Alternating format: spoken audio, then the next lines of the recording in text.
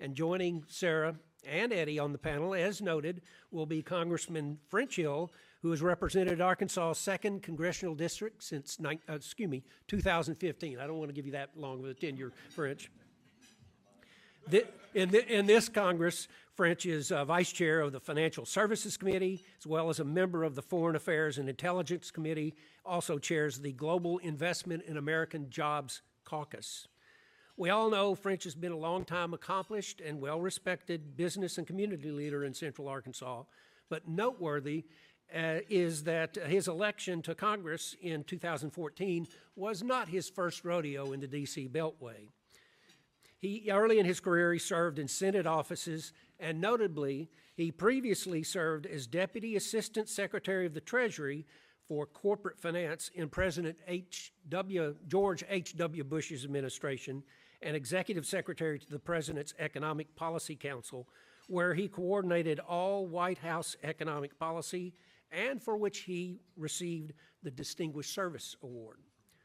Let me say personally, as someone who makes regular visits to D.C. and serves on a national industry board, I'm calling on members of Congress and their staff from many states beyond just my own and visiting with lobbyists who have a good view of the broad landscape in D.C. I hear from many that Arkansas's French Hill is one of the true leaders in the halls of Congress, who is most trusted to understand, explain, and articulate the most complex issues facing our nation. We're fortunate to have him representing us. Please join me in welcoming French Hill to the stage.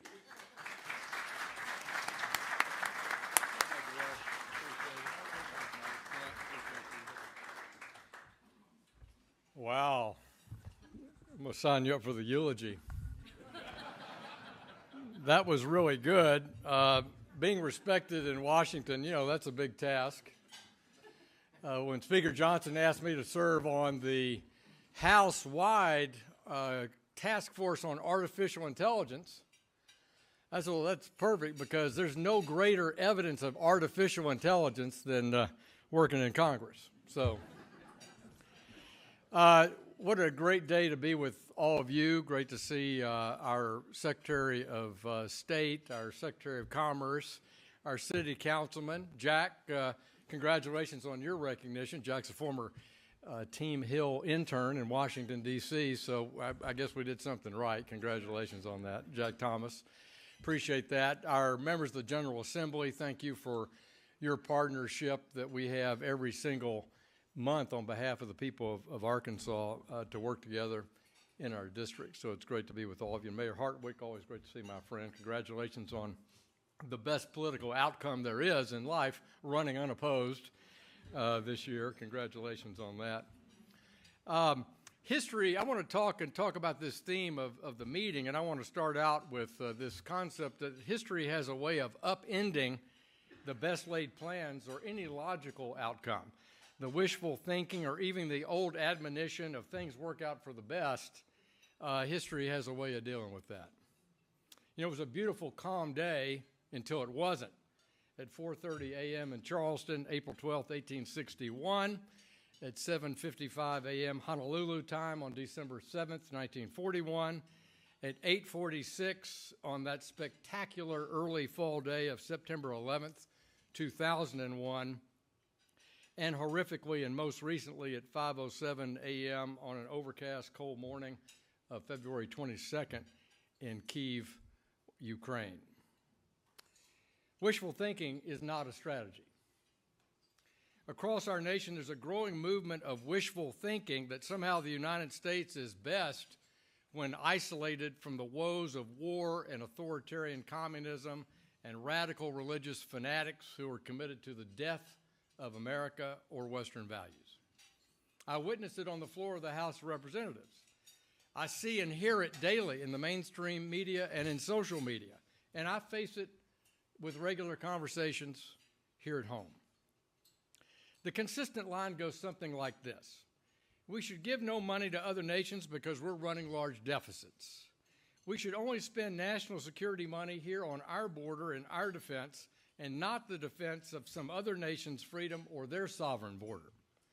We should abandon the United Nations or our contributions there just because when we contribute money to the United Nations, we fund those who hate us. We must end our support of Ukraine because Putin has no beef with us. And Ukraine and Crimea are Russia's anyway. And Ukraine is a failed, corrupt state. Some even argue, and I hear it in the House and around the country, why bother to support Taiwan? It belongs to China anyway. So, of course, these type of arguments are not new. We face these movements as a part of our politics since our founding. Yet, in stark contrast, without Allied financial support, no one denies there simply would not be a United States of America. Our beacon of liberty would have been stillborn. Yet, thankfully, the Continental Congress took the risk, based on Benjamin Franklin's wise observation, that we must all hang together or we most assuredly will hang separately, by dispatching Dr. Franklin and John Adams to the French court and to Dutch bankers, respectfully, to achieve the essential military and financial aid that allowed our nation to be born. It would not have happened. And in a modern context, we've learned the age-old maxim that appeasement does not work. And its successive U.S. presidents in both political parties have urged peace is in fact achieved through strength. Appeasement of Hitler was advocated by many in the 1930s, including famous American flyer Charles Lindbergh and FDR's own ambassador to the Court of St. James, Joseph Kennedy. These partners in a Munich mentality were stunned silence when Hitler invaded Czechoslovakia and Poland. Appeasement coupled with weak, ineffective security capabilities are demonstrated by history and reality to result in failure, misery, and subjugation. So we have to ask ourselves, what's the response to these arguments by the successors to Lindbergh? Sure, our federal spending levels are unsustainable. We all agree on this. And yes, I also agree there could be tremendous improvements in how the Pentagon spends its money. But our support of allies' freedoms and strategic foreign aid in key regions and our global military and economic leadership are not driving federal budget deficits. Our deficits are driven by our collective, bipartisan, unreformed mandatory spending programs and big government advocates inside the government and inside politics that continue to initiate new, massive, multi-trillion-dollar federal spending programs, as well as, from time to time, that overdone and frequently poorly structured intervention by the federal government in the case of a crisis. 2008 and the pandemic being the two most recent examples that layer on unsustainable levels of debt. But those interventions are obviously clouded by what we don't know, the unknown unknowns of any particular matter. But to those Americans that continue to resist NATO, the United Nations, and are cool to our allies in Israel, Taiwan, and Ukraine, my message is that these institutions and alliances are critical to that fundamental tenet that we've had for decades of peace through strength. America is less prosperous when we abdicate leadership. Global leadership without the United States is like one of the Vice President's Venn diagrams with no intersection. And very importantly, to be a successful peace through strength, it's not achieved alone. This is the lesson of the post-Cold War decades. Looking at the world through the lens of the post-Cold War period, 1945 to 1995, is a mistake. We now reside in a multipolar world with changing alliances and new risks. The binary choice of the Soviet Union versus the United States is dead. In that post-war period, the United States rode in as the cavalry in any conflict pitched as counter to our national interest or to the Western values, or the heads we win, tails you lose conflict with the Soviets. Today, achieving open seas, improved trade market access, deterrence of warfare and invasion on land, under the sea, in space, or via computer network is all at the core of U.S.-led global leadership. But in a multipolar environment, accomplishing these agreed-upon outcomes requires a much more complex diplomacy and partnership. To be against the global order is to be for chaos and expanding threats. This will result in fewer sales and fewer jobs in the world's largest economy and her families, us, our home, our country, the United States. I believe that to be for an American first format, then one has to support U.S. diplomacy, crafting flexible alliances that, while built on the foundations of that post-war period, they're not nostalgic for that foundation. Standing against this global order of open seas, open markets, deterrence, invasion of sovereign countries, safe and secure use of cyber and space are the now self-described axis of resistance: China, Russia, Iran, and North Korea. And in my view, they're very, very active proxies around the world. State actors like Cuba, Syria, and Belarus, non-state fundamentalist terror groups like Hezbollah, Hamas, Al-Qaeda, ISIS, and the Houthis. Their coordinated malevolence has only grown since 2002, now almost echoing the quaint description by President George W. Bush of this group of actors as the axis of evil. Unfortunately, through resets, unenforced red lines, appeasement, the Obama administration empowered this axis of resistance, and any constraints imposed by Trump officials have, for the most part, been dismantled by the Biden-Harris-Obama 2.0 policies. Iran is now selling 80% of its oil, free from sanctions from the United States, to China.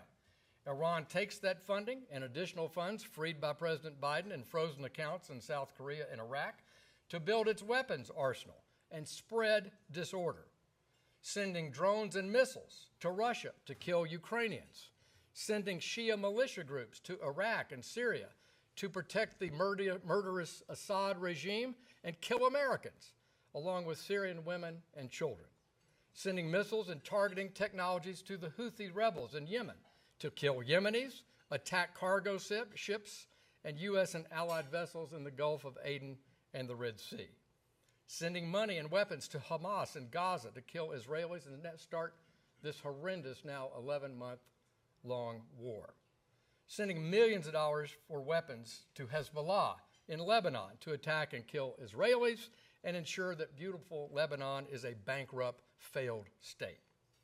China and North Korea are aiding Russia with the material necessary for their continued economic advance as it bombs children's hospitals in Kyiv.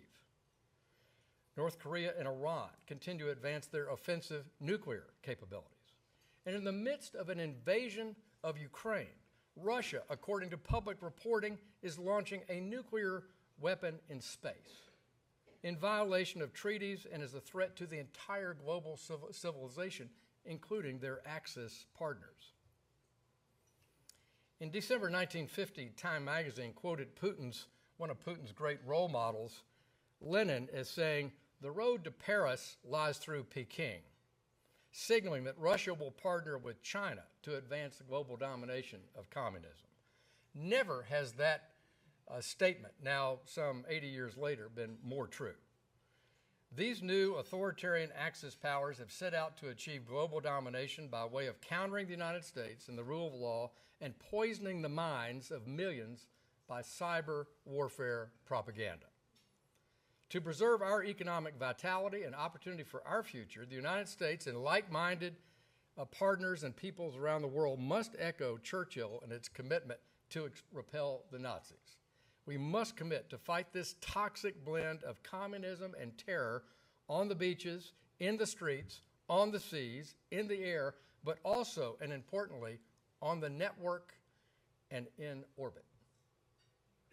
Failure to do so will impoverish our economic future, and our American spirit also will be impoverished by us violating Kennedy's promise in his inaugural address.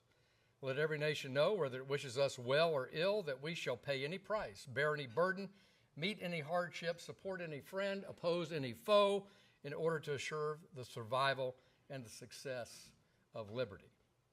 And if that's not enough to convince you, maybe you'll stick in this multipolar world with an old Chinese proverb, one of Mao's favorites.